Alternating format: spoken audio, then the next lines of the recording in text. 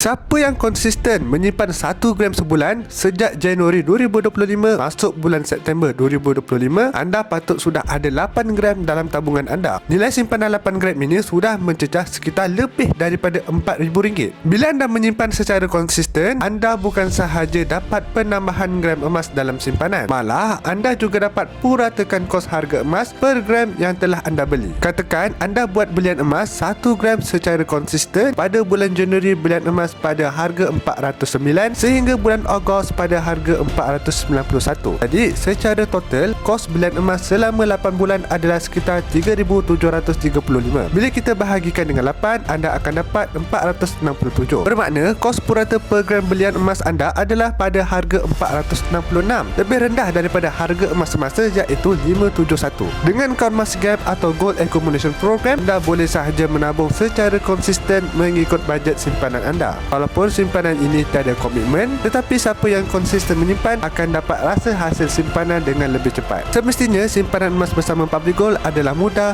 murah dan patuh syariah. Untuk bermula, anda boleh isi bec biru saya ataupun rujuk pin video saya. Saya akan guide anda sebaiknya.